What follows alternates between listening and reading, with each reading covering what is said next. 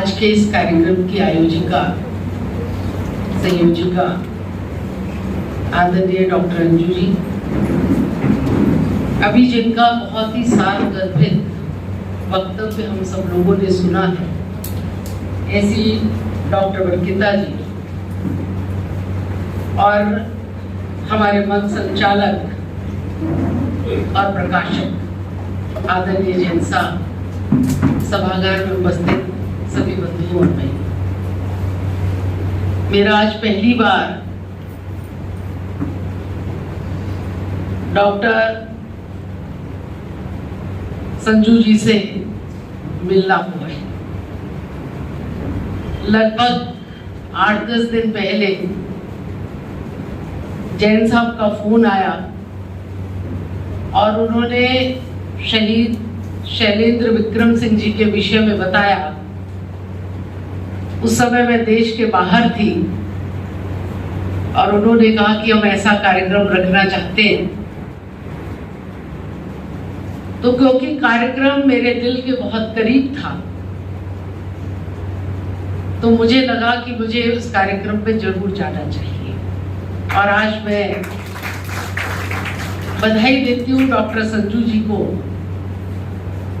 जिन्होंने एक पुस्तिका को लिख करके महिलाओं के जीवन से जुड़े हुए अनेक पहलुओं को उसमें समाहित करने का आपने प्रयास किया है। यहाँ पर जितने भी लोग बैठे हैं, अधिकांश लोग सशस्त्र सेना बल से जुड़े हुए हैं, जो उसकी कठिनाइयों को जानते हैं, उनको समझते हैं और किसी भी प्रकार का हादसा होने के बाद की परिस्थितियों से वो गुजरना भी सीखते हैं। आपने अनेक महिलाओं के जीवन के सुधार के लिए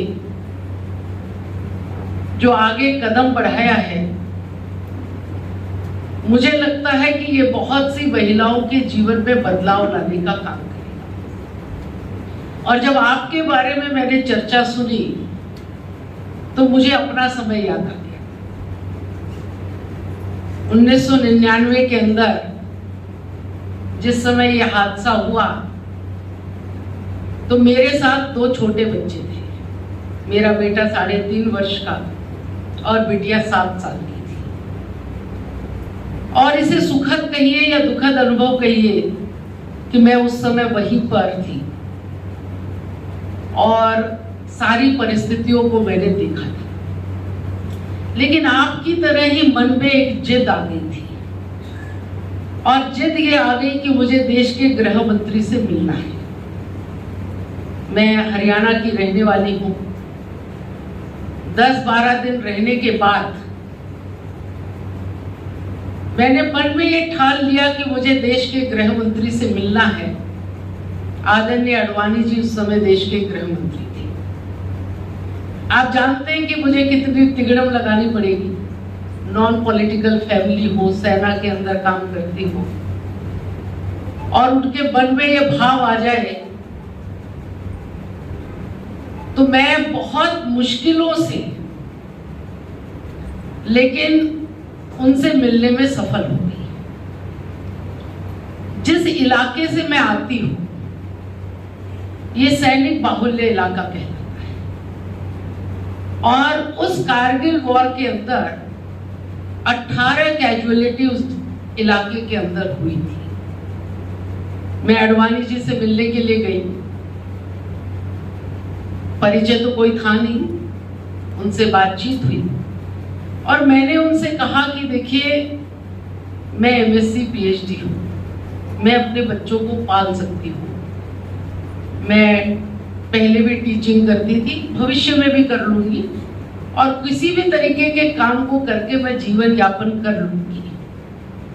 लेकिन उन सब का क्या होगा जिनकी उम्र 18 से 30 के बीच में है, जो दूर दराज के क्षेत्र में रहती हैं और पढ़ी भी नहीं है कि वो नौकरी कर पाए। तो उन परिवारों के बारे में क्या होगा, इसके ऊपर आपको भी विचार करना चाहिए और मुझे भी इसका जवाब चाहिए।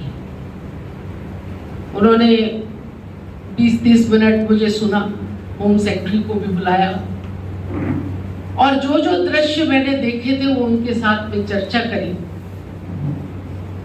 और ये वहीं से शुरुआत हुई मेरे इस राजनीति के क्षेत्र में आने की।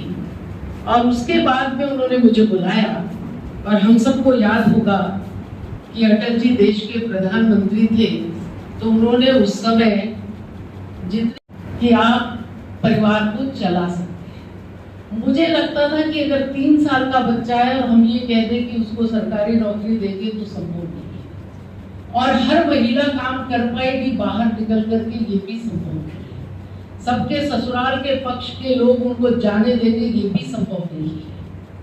और आपने ठीक कहा कि परिस्थितियां ग्रामीण अंचल में ऐसे हो जाती है कि महिला ये समझ नहीं पाती कि उसको क्या करना चाहिए और उसको कैसे करना चाहिए। समय के साथ में अब बदलाव बहुत हुआ है।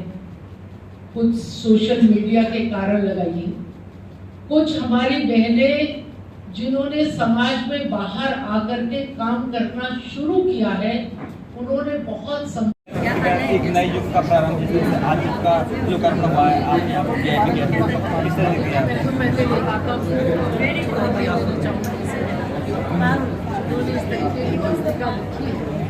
जिसमें महिलाओं के अधिकारों से लेकर कानून तक से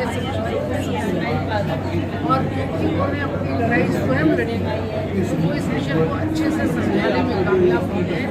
और आज के इस बदलते हुए परिवेश के अंदर जहाँ पर महिलाओं का सम्मान मिलता है, वहाँ पर उनका जीवन और अच्छा हो सके, ऐसी ईश्वर से कामना।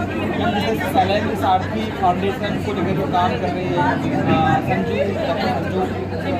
फाउंडेशन महिलाओं के काम कर रही है, और खासतौर से सशस्त्र सेनाओं में काम करने वाले उन लोगों के लिए जो इस देश के ऊपर अपने प्राणों को न्यौछावर करते हैं, उनके परिवारों को सम्मान देके जो फाउंडेशन काम कर रहा है, मेरा फाउंडेशन को हार्दिक शुभकामनाएं। मैम, आज सैलेंडर सर का आज बर्थडे भी है और उसके पिता के लोगों को देखिए, ऐसे व्यक्तित्व था जिन्होंने देश के लिए अपने प्राणों को न्यौछावर किया है, उनका आशीर्वाद बना रहे और वो जहाँ पर ऐसी स्थिति में हो, अच्छी स्थिति में होंगे और निश्चित रूप से उनका प्रसार है।